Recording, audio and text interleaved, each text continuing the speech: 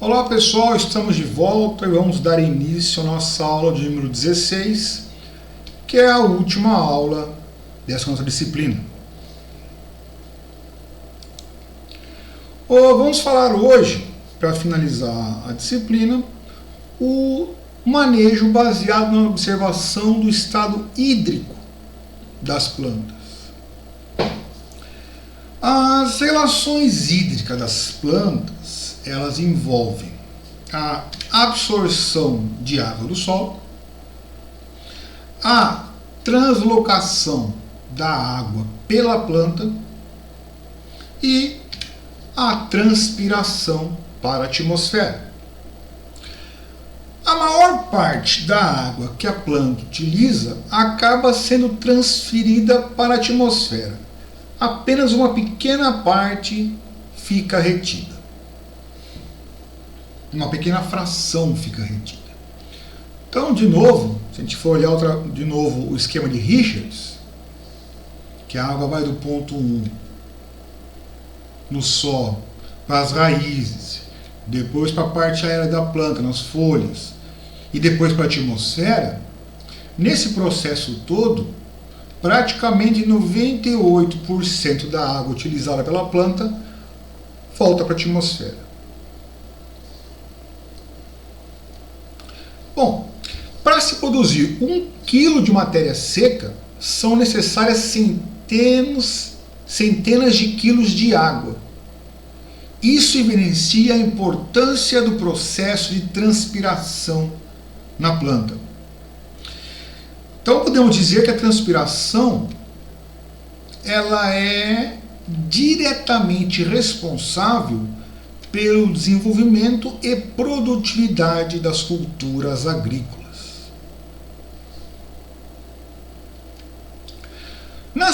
Na transpiração ocorre um processo de dissipação de uma grande quantidade de energia.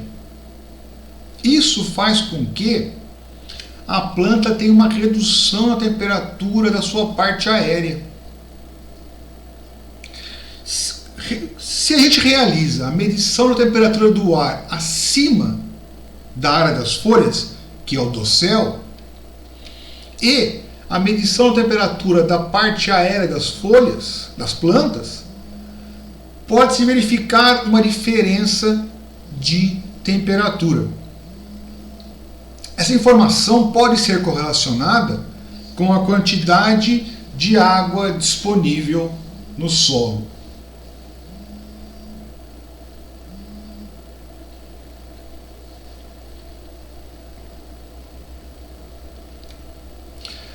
Na condição de um solo com boa disponibilidade de água, boa disponibilidade hídrica, a planta ela vai transpirar mais e vai gerar um maior rebaixamento da temperatura das folhas.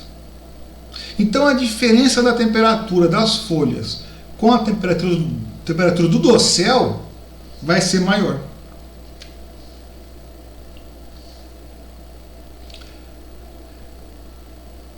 Na condição de solo com baixa disponibilidade de água, agora a condição inversa, a planta vai transpirar menos.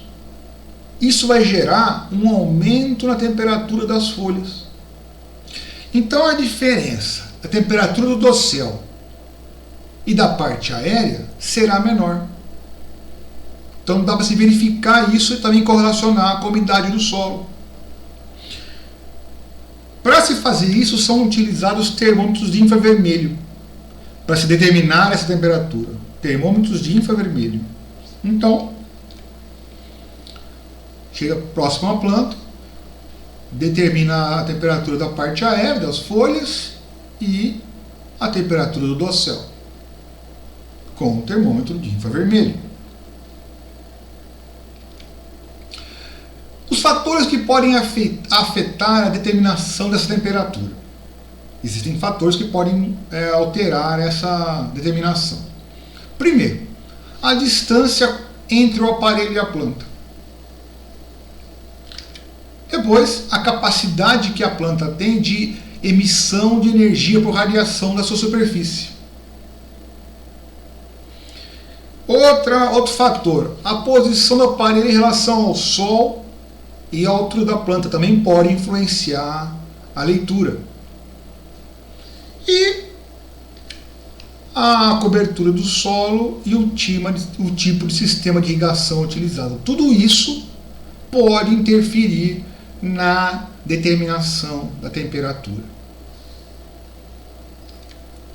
Bom, a transpiração das plantas se dá principalmente pela abertura estomática. Nós já falamos de estômatos em aulas passadas. E existem aparelhos que permitem medir a abertura de forma indireta dos estômatos. São os porômetros.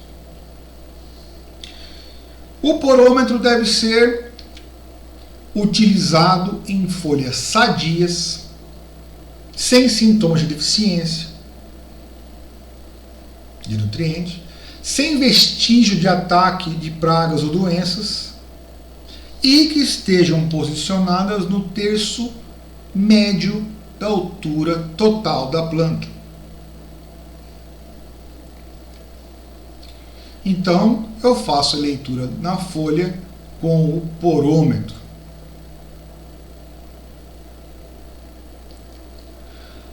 As leituras, elas devem ser feitas na parte de cima e na parte de baixo das folhas, porque há diferença de estômatos em ambas.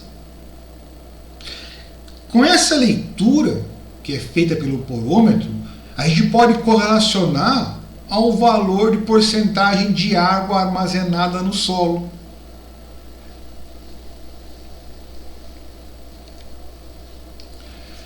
É possível a gente determinar o potencial de água na folha e, com isso, correlacionar com o potencial de água na região das raízes, na região do sistema radicular. Tenho esse equipamento que se chama bomba de Schollander. Como funciona a bomba de Schollander? Retira-se uma folha da planta com um pecíolo e coloca dentro de uma câmara. Essa câmara é selada. Um gás pressurizado, ele é injetado lentamente na câmara. Geralmente é o nitrogênio comprimido. Então é um gás pressurizado que é injetado lentamente nessa câmara. Um detalhe é o seguinte: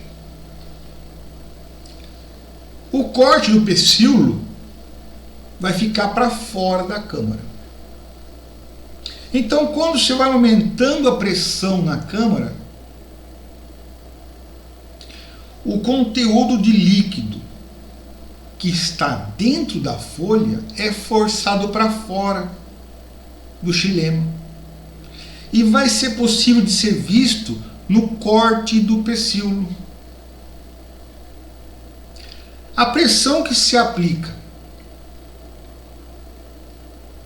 que é necessária para fazer essa operação, é igual e oposta ao potencial de água na amostra.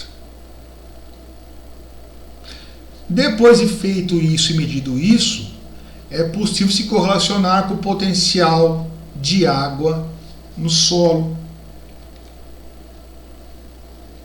Então temos aqui a bomba de Schollander, temos a liberação lenta do gás,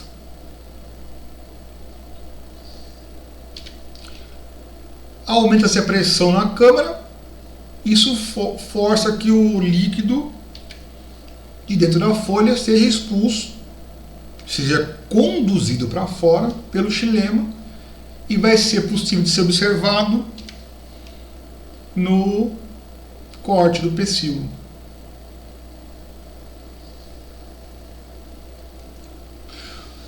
Outra forma também de determinar desfazer o manejo é pelo fluxo de seiva. Existem sensores de fluxo de seiva que são ligados a um medidor e eles funcionam por meio de balanço de energia. Eles medem a quantidade de calor que é carregada pela seiva e convertem esse valor em fluxo de seiva, em gramas por hora. Esses sensores de fluxo de seiva, eles não prejudicam a planta. As plantas são aquecidas a uma temperatura bem baixa, com pulsos de calor que não vão prejudicar a planta. Então,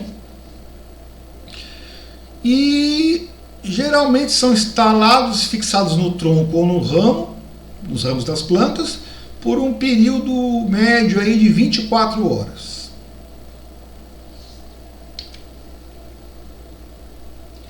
Então, tenho a planta, instalo o medidor de fluxo de seiva. Os sensores, eles são flexíveis, então eles abraçam o caule da planta. Eles possuem uma resistência elétrica e sensores de fluxo de calor.